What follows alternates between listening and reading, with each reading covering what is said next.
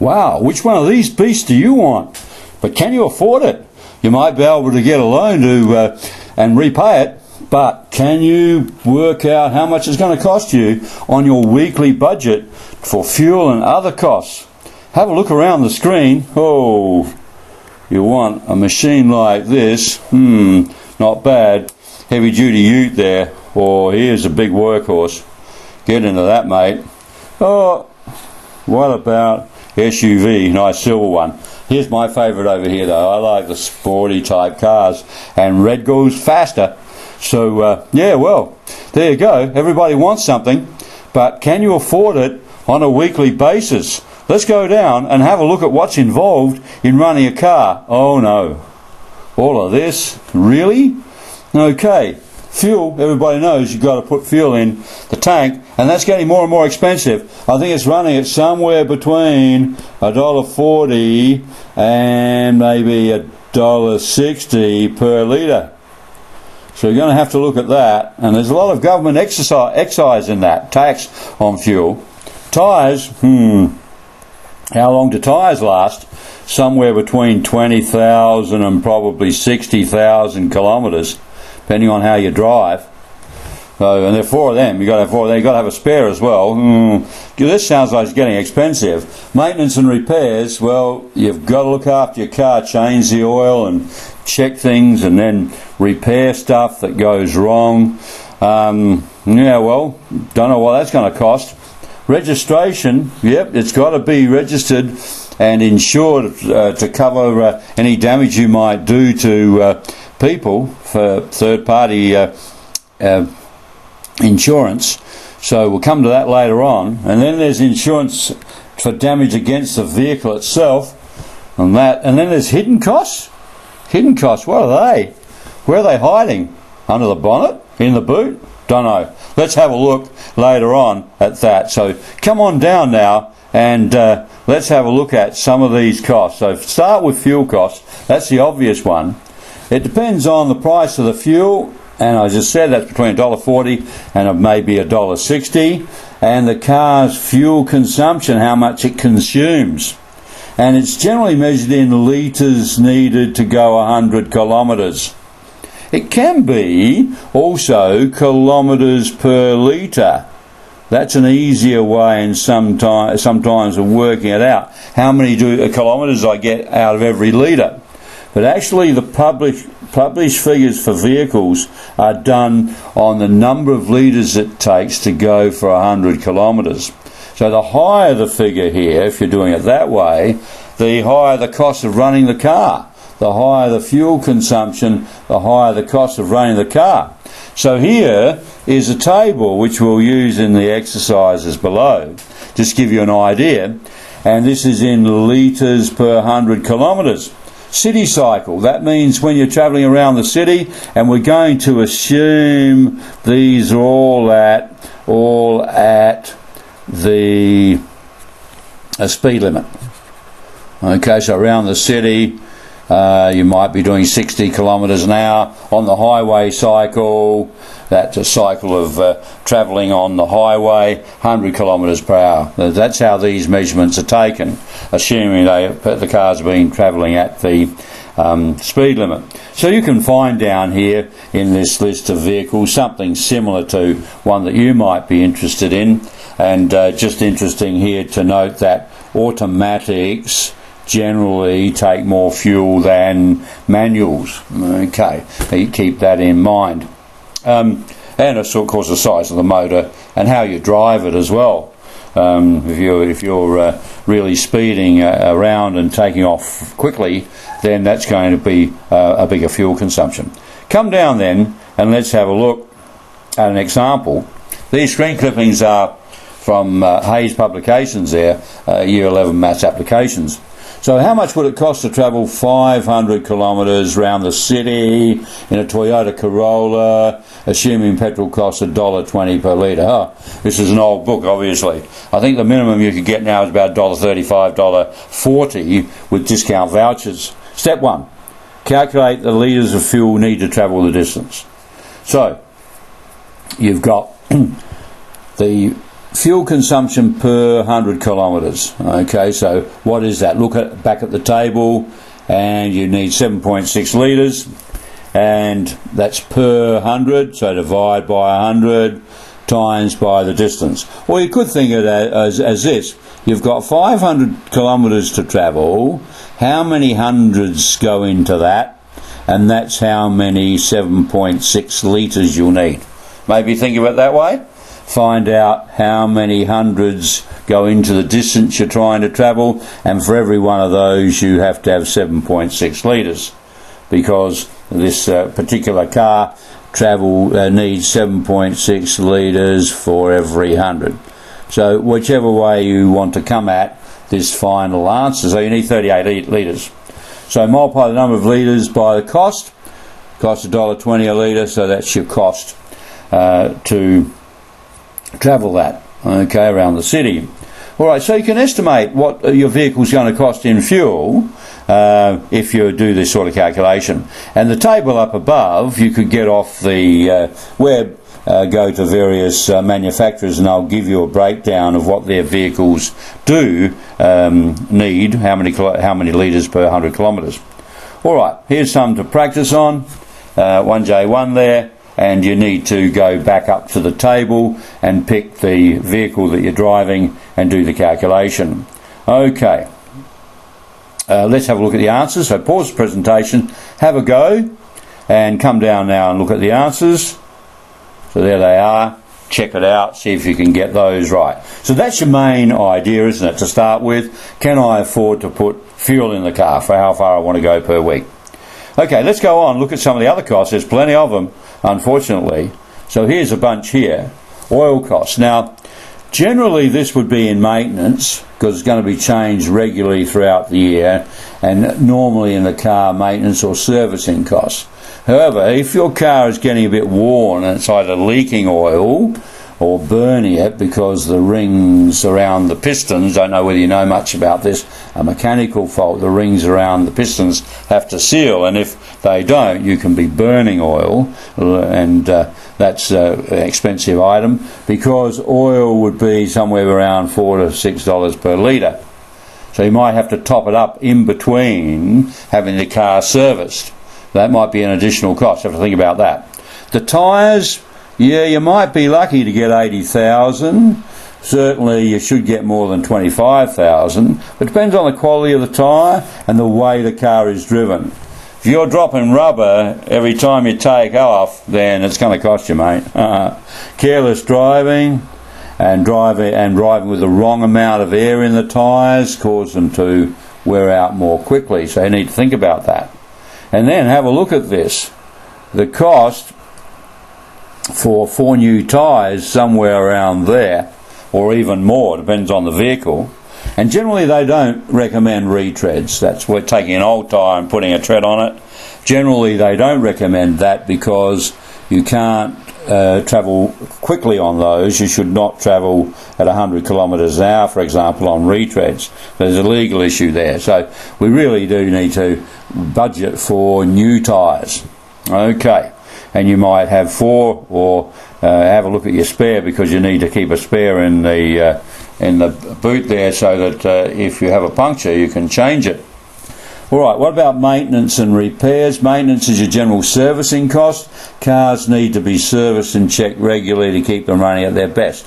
So you need to have your vehicle checked, brakes and filters and things replaced to make sure it doesn't develop into a major problem later on. So you've got to change the oil. Greasing the car, generally not now. They're the points where it used to be greased are generally sealed now. Checking the points, well, now it's electronic ignition. It's a very old book. Spark plugs, yeah, many will still have spark plugs. Depends on whether you've got a diesel or not. Air filter, oil filter, so that you keep the machine running well. Now, regular servicing is also useful for spotting small problems.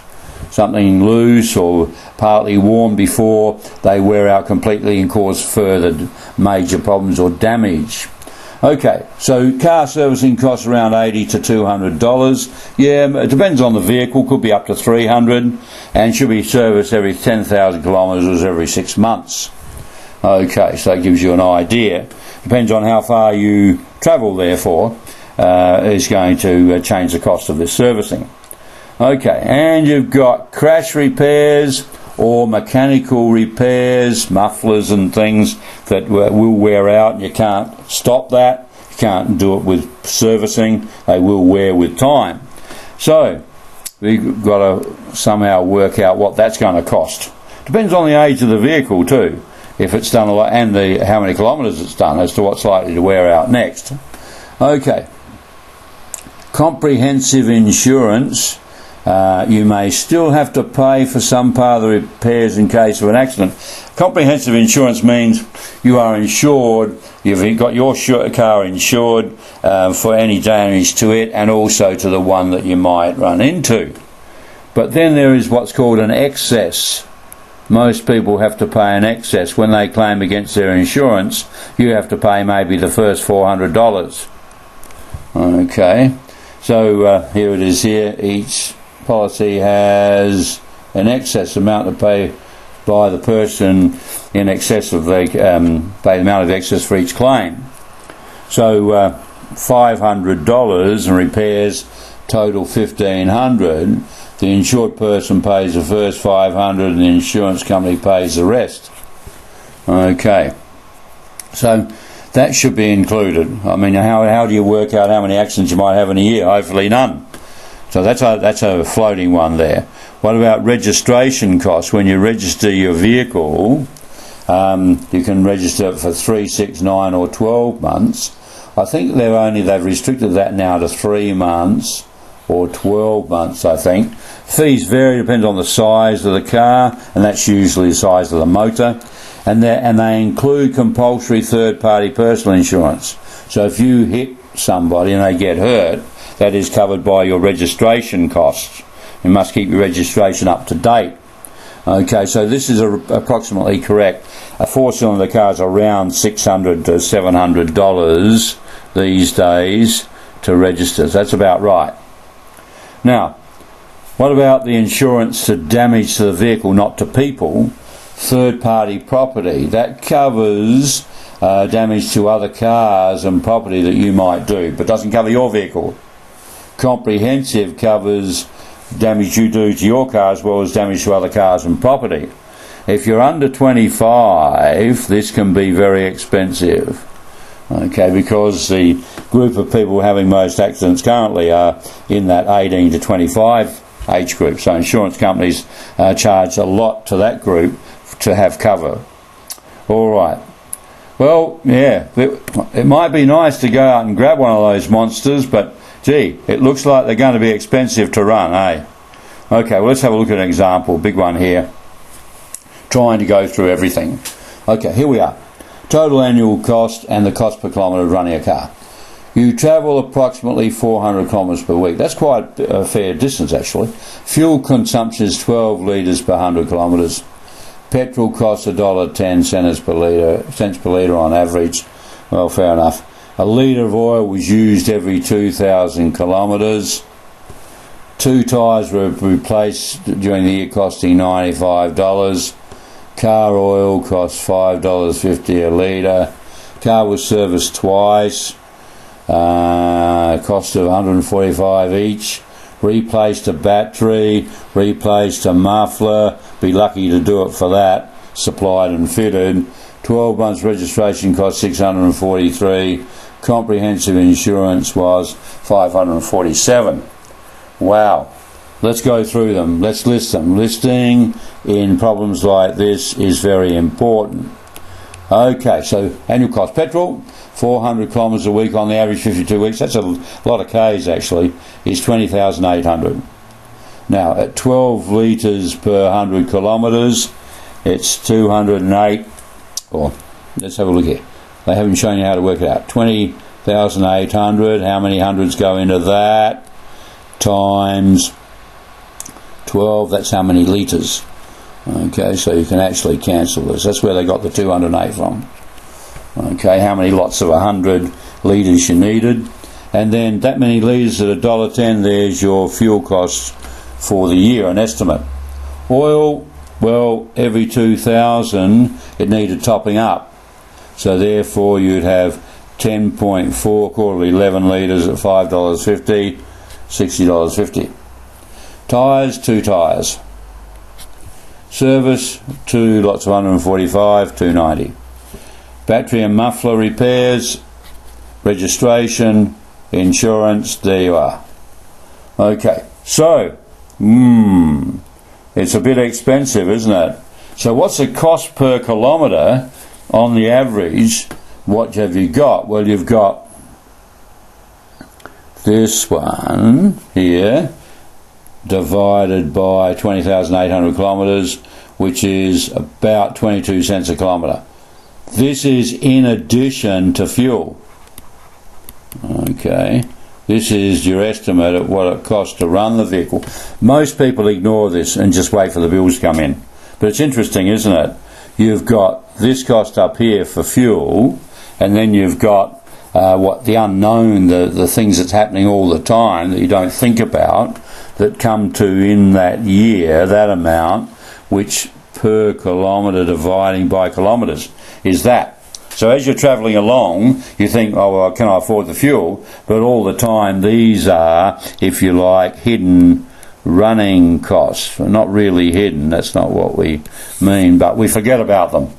But as we travel, we're thinking, can we afford the fuel? But all the time there is a hidden cost to re-register the vehicle and keep it repaired and so on. So these are driving or variable costs. Okay, registration and insurance are fixed or standing costs. So the ones that vary depending on how far you go are driving or variable costs. Fixed or standing costs, well, you've got to have these last two operating before you're allowed legally to ride the vehicle, registration and insurance. Okay, can you do it? Can you list all that down and have a go? Let's go down here to some problems. Here we are. Question 1 there. Okay, so go through carefully. There's an interesting question down here you might like to think about. You must list carefully what you're doing. Go through it systematically. Fuel, oil, servicing, and have a pattern. Copy the one up above there for its setting out. Okay, have a go at those. Come down, let's look at the answers. So having a look at the answers there they are. So see how you go. Okay, particularly part D there, interesting question. Alright, let's go on. Not much more here, but gee, it's turning out to be a bit expensive, isn't it? Hidden costs. Now these are hidden costs. Now what do they mean? Okay, costs of running a car that were considered in the previous, or they're upfront costs. They're obvious that you have to do these things. However, there are other costs of running a car that are just as real, but they are hidden. What are they? Well, the car is losing value and you've lost money that could be in a bank account. So that's a hidden cost. The idea of depreciation is you have purchased this car or are still paying off a loan, and meanwhile it's losing value. So you won't get back what you paid for it, will you? It's done more kilometres and it's getting older. So you have what's called a depreciation. Okay, they lose value over time. The loss of value is known as depreciation. Okay, and this is due to wear and tear. It's getting older, it's done a few more kilometres, nobody wants to pay the same price as you did, so you've lost money every year. Okay, so if you buy a car for $10,000 and sell it in 3 years for $8,000, you've lost $2,000. So total depreciation is 10,000 minus 8,000. And then you could work that out per year. What are you losing? Okay, so the total depreciation is that, and then you divide by the number of years to get the depreciation per year. So that's a hidden cost, isn't it? As you drive along, you're not paying anything, but you don't realise, hey, I'm losing money all the time. Every day that goes by and the car gets more worn out, I'm going to lose money. So the depreciation here would have been $2,000 over 3. You're losing $667 a year. So what the RAA does, any vehicle association, when they work out the running costs of a vehicle, they build this into it. Okay, it's not that you have to have that money every week to run the car. It's not that sort of thing. It's hidden. At the end of every year, you've lost another $667. So you could work that out per week, what that is costing you. Okay, divided by $52. So you could do that. How much am I losing per week? If we kept going on all this, probably no one ever buy a car. Oh, I'm losing money, and so on. So anyway, we cannot wait until the car is sold in order to work out the depreciation expense. So you need to know the expense each year. So we're going to estimate the depreciation expense. Okay, you've got to have some estimate of how long the car will last and what its resale value will be at the end. So you're guessing, because you're not actually going to sell the car every year you're driving it. You're going to estimate that. All right, so it's getting a bit tougher, isn't it? Only one of those beasties up above. Anyway, let's have a look at an estimate here. Paul buys a new Toyota for $28,000. He estimates he'll keep the car for 8 years and then sell it for $4,000. That's probably about right, an 8-year-old vehicle like that. As long as he looks after it, because it depends on the condition and how many kilometres, condition and kilometres. Look after your vehicle. As you can see, it's really an investment. It's costing you money. Okay, depreciation per annum, original price minus resale value divided by the number of years. So 28,000 sold for 4,000. He's lost $24,000. That's the hidden cost over 8 years, $3,000 a year. It's costing him, because at the end he's only going to have 4,000. If he wants to do it again and buy another one, he's got to come up with 24,000 again. So that's what he's lost per year. Lost per year. So it isn't so good when you look at it that way, is it? But we need these vehicles. We love them, don't we? Anyway, let's have a look. I want you to look at the last one. Then there's the interest you have lost. Hidden cost. The interest that could have been earned if the money had been left in a bank. Okay. It was used to buy a car, so you no longer able to earn interest. So this is known as an opportunity cost, because the opportunity to earn interest has been lost.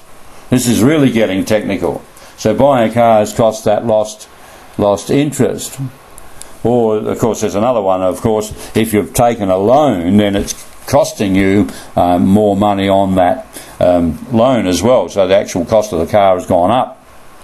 Okay, however, if you would have gained interest, you would have had to pay income tax on it. So the tax needs to be deducted in order to arrive at the net interest loss. Very complicated. This is getting a bit beyond what the average person does, more into an accountant or economist's approach to running the vehicle. Let's have a look. Calculate the interest loss per annum. If you buy a car costing $24,000, bank interest rates are 6.5%. You'd be lucky to get that. And your marginal income tax rate is 30%. That's the bracket you're in. So let's have a look. If you put the money in the account, in your interest in your bank account, 6.5%, we've done this before, is $1,560 per year.